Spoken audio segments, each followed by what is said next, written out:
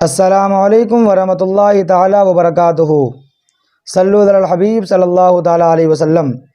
کیا فرماتے ہیں علماء دین اس مسئلے میں کہ ایک عورت کو ولادت ہوئی، ایک عورت کو بچے کی پیدائش ہوئی اور وہ نفاس سے 8 دن میں ہی فارغ ہو گئی، بچے کی پیدائش ہوئی اور وہ عورت 8 دن میں ہی فارغ ہو گئی، اب اس کے واسطے نماز روزے کا کیا حکم ہے؟ اور چوڑی وغیرہ یا چاندی کی یا کانچ کی یا وہ چارپائی یا وہ مکان پاک رہا یا ناپاک، یا 40 دن کی میعاد لگائی جائے گی؟ آج کل عورتوں میں ہوتا ہے نا، عورتیں اکثر کہتی ہیں کہ 40 دن تک عورت ناپاک رہتی ہے، بستر بھی ناپاک ہو گیا، چارپائی بھی ناپاک ہو گئی، ہاں مکان بھی ناپاک ہو گیا، گھر بھی ناپاک ہو گیا۔ تو کیا فرماتے علماء دین؟ یہ جو عوام میں جاہل عورتوں میں مشہور ہے، علماء کرام فرماتے ہیں کہ یہ جو عوام میں جاہل عورتوں میں مشہور ہے کہ جب تک چلہ نہ ہو جائے، جب تک چلہ نہ ہو جائے زوجہ پاک نہیں ہوتی۔ علماء فرماتے ہیں یہ محض غلط ہے، فرماتے ہیں یہ محض غلط ہے۔ خون بند ہونے کے بعد، خون بند ہونے کے بعد ناحق ناپاک رہ کر نماز روزے چھوڑ کر سخت گناہ کبیرہ میں گرفتار ہوتی ہیں۔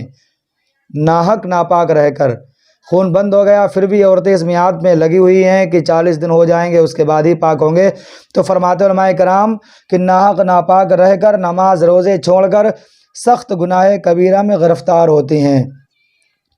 اور مردوں پر فرض ہے، مردوں پر فرض ہے کہ انہیں اس بات سے، انہیں اس سے باز رکھیں اور انہیں سمجھائیں، انہیں بتائیں، اس سے باز رکھیں۔ نفاس کی زیادہ حد کے لیے 40 دن رکھے گئے، نفاس کے زیادہ حد کے لیے 40 دن رکھے گئے، تو اس کا مطلب یہ نہیں ہوا کہ 40 دن سے کم ہوتا ہی نہیں ہے، نہیں عورتیں اس کا جو ہے یہ سمجھ لیتی ہیں کہ اب 40 دن کی جو میعاد ہے اس سے کم ہوتا ہی نہیں۔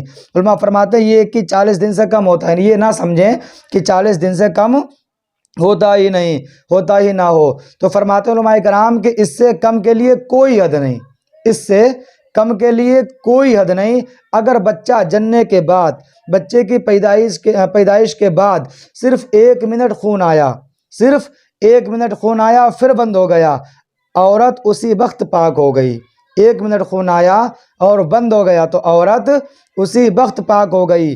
نہائے اور نماز پڑھے اور روزے رکھے، اگر 40 دن کے اندر اسے عود نہ کرے، خون عود نہ کرے یعنی لوٹ کر نہ آئے، تو اس کے نماز روزے سب صحیح رہیں گے۔ چوڑیاں، چارپائی، مکان سب پاک ہے، فقط وہی چیز ناپاک ہے جس میں خون لگ جائے، فقط وہی چیز ناپاک ہے جس میں خون لگ جائے گا۔